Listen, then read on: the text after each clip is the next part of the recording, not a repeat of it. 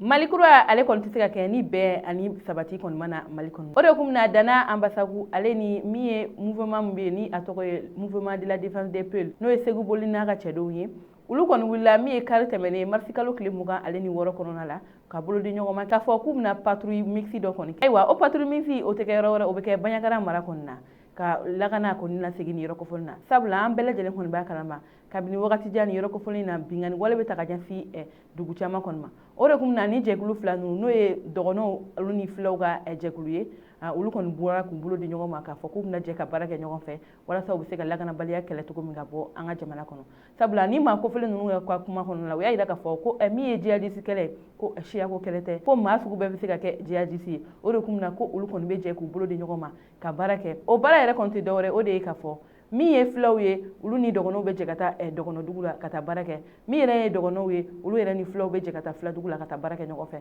walasa bɛn ani kelenya bɛ se ka na an ka jamana kɔnɔ wa min ye majugu minnu bɛ an ka jamana kɔnɔ walasa olu bɛ se ka gɛn ka bɔ yan cogo min. O de kun na anw ni an ka jɛ ka ni makofɔlen fila ninnu ka kuma lamɛn olu k'u ka kɔrɔfɔ kɛ bamanankan kɔnɔna. N ko filaw ni dɔgɔnɔw ye fa kelen ba kelen u wolola ɲɔgɔn fɛ u mɔna ɲɔgɔn fɛ wa an b'a ɲini Ala fɛ fana u bɛ sa ɲɔgɔn fɛ. Mun de nanu kɛlɛ u ni ɲɔgɔn cɛ mun nani faralen u ni ɲɔgɔn cɛ terrorisiya de nana ye yani terrorisiya ka daminɛ filaw ni dɔgɔnɔw bɛɛ kelen. N y'a f'u ye fana n k'an bɛ moyen ɲini na n'an ye moyen sɔrɔ fana u bɛ patrouille mixte kɛ ɲɔgɔn fɛ ni dɔgɔnɔw ni filaw ye patrouille mixte kɛ ɲɔgɔn fɛ n'an taara dɔgɔnɔdugu la dɔgɔnɔw tɛna siran k'a fɔ ko filaw nan'u kama parce que dɔgɔnɔw b'an cɛla n'an taara filadugu fana na filaw fana tɛna siran k'a fɔ ko dɔgɔnɔw nana parce que filaw bɛ dɔgɔnɔw cɛla bon an ye fa kelen ba kelen ye problème ye mun ye k'a yira diɲɛ bɛɛ la k'a yira national ni international la filaw ni dɔgɔnɔw bɛɛ ye fa kelen ba kelen parce que Dana Ambasagu président filɛ filaw ka base kɔnɔ bi ni siyako kɛlɛ de tun bɛ yen a tɛ se ka na anw ka base la wa ne fana mana bɔ yan ne bɛ taa u ka base la n bɛ taa fo Toloba ye ni siyako kɛlɛ de bɛ yen ne ye fila de n tɛ se ka taa Toloba ninnu ka base la an tɛ siyako kɛlɛ la an bɛ terroriste kɛlɛ de la wa ni bi bɔra la an kun y'a fɔ an y'an tɛgɛ di ɲɔgɔn ma an bɛ baara kɛ ɲɔgɔn fɛ wa an bɛna o baara lawaleya moyen b'an bolo k'an yɛrɛ défend mais moyen t'an bolo ka kɛlɛ kɛ. Marifatigiw filɛ ne Mamudu ne filɛ nin ye ne nana fulaw cɛla an bɛɛ ye fa kelen an bɛɛ ye ba kelen marifa tɛ ne bolo foyi tɛ ne bolo ne lankolon de nana parce que ni dɔgɔnɔ fɔlɔ kɛlɛ tun don ne lankolon tun tɛ se ka na yan donc n bɛ Segu boli fo k'a waleɲuman dɔn n'i b'a yira k'a fɔ kɛlɛ nin dɔgɔnɔ ni fulaw ko tɛ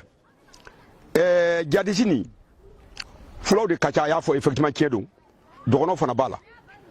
même semaine jan tɛmɛlen dɔgɔnɔ mɔgɔ 50 ani mɔgɔ 4 minɛna ka taa Somadugu ne taara o lajɛ yen parce que olu tun bɛ jadisiw de fɛ o ye o kali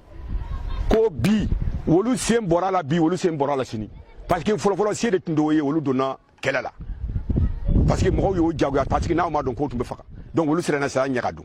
donc k'olu sen bɔra la mɔgɔ 50 ni mɔgɔ 4 an y'o minɛ ka taa Somadugu kan kɔnɔ ne yɛrɛ wulila ka taa semaine tɛmɛlen ne bɔra yen n ye wele n y'a fɔ ye donc fɔlɔ ko tɛ dɔgɔnɔ ko tɛ bi an de nana ka na yan ka na kan kɔnɔ ka na boli ni a ka mɔgɔw lajɛ k'an bɛ bɔ yan dɔrɔn an bɛ taa an ka kan kɔnɔ donc an bɛ min ɲini an bɛ bɛn de ɲini dɔgɔnɔ ko tɛ fula ko tɛ bamanan ko tɛ maraka ko tɛ bozo ko tɛ an bɛɛ ye fa kelen ba kelen de parce que ni yɛrɛ ye chance de maintenant ni ye chance belebeleba de parce que ni an wulila ka boli ka mɔgɔw ani ne ka mɔgɔw an ka taa patrouille kɛ ɲɔgɔn fɛ mɔgɔw ka an ye bɛɛ de b'an kɔ dɔn k'a fɔ ko nin ye dɔgɔnɔ ko tɛ dɛ ko nin ye Mali ko de ye effectivement Mali drapeau de filɛ nin ye. Ayiwa an balimaw ni ne kɔni tun ye an ka bi kibaruya ye ka da kulo kan aw ni ce aw ka kulumajɔ la aw k'an bɛn an ka don kibaru wɛrɛ kɛnɛ kan.